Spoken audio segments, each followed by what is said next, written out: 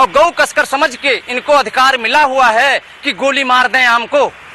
ये अधिकार गवर्नमेंट कि आपको उस पिता के प्रति जवाबदेह होना ही चाहिए, उनके सवालों का जवाब तो देना ही चाहिए जिन्होंने आपको वोट दिया था, आपके चेहरे पर वोट दिया था और अपने प्रदेश में आपकी सरकार बनाई थी, देश के केंद्र में आपको स्थापित किया था। आज उनके बेटे को उनसे छीन लिया गया है और वह कुछ आपसे सवाल पूछ रहे हैं, वो सवाल आपको सुनने भी चाहिए और उनका जवाब भी दें। तंत्र में सरकार को यानी चुने हुए नेताओं को जनता के प्रति जवाबदेह होना चाहिए, उन्हें जनता के सवालों का जवाबदेह होना चाहिए। और सबसे बड़ी बात यह है कि उस पिता के प्रति तो जवाबदेह होना ही चाहिए प्रधानमंत्री को और उन नेताओं को जिनको उसने चुन करके भेजा और उसके बेटे को सरेआम गोली मार दी जाती है।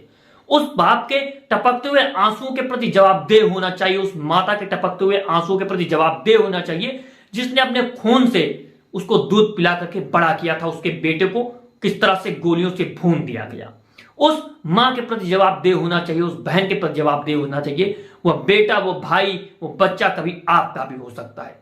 क्या जब आपके घर में इस तरह की घटनाएं होंगी तो क्या सरकार जवाबदेह होगी?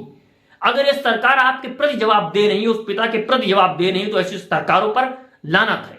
और गौ कसकर समझ के इनको अधिकार मिला हुआ है कि गोली मार दें आम को। ये अधिकार गवर्नमेंट दी है, मोदी सरकार ने दी है, तो क्यों दी है? तो जो आरोपी है 5 गिरफ्तार किए हैं। हाँ जी। आपका बेटा आर्यन उनमें से किसी को जानता था? नहीं, किसी नहीं जानता जी। किसी को नहीं जानता? कि नहीं, हम पंडित हैं, हमें कोई मतलब ही नहीं, ना कोई हमारा झगड़ा लड़ाई। हम निंदा करते हैं हम ऐसे नेताओं की जो उन बापों के आंसू को देख नहीं पा रहे हैं, उन मां के आंचल को देख नहीं पा रहे हैं, जिनके बच्चों को गोली मार करके काट करके फेंक दिया गया। किस नाम पर? कि वो गौ तस्कर है। किस नाम पर? कि उन्होंने गौ हत्या की। किस नाम पर? कि वो गौ की सप्लाई कर रहे थे। किस नाम पर?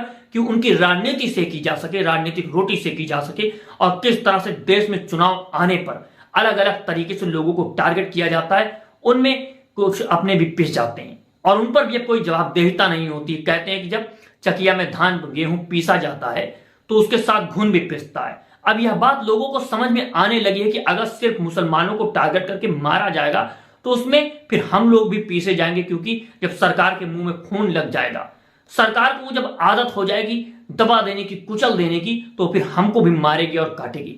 इस पिता की वीडियो आप देखिए जिसका बच्चा उसके पास नहीं है, जिसके बच्चे को गोली से भून करके मार दिया गया सिर्फ गौ तस्कर के संदेह पर। आर्यन मिश्रा जिसको गौ तस्कर समझकर गोली मार दी गई, उसके पिता के कुछ सवाल हैं।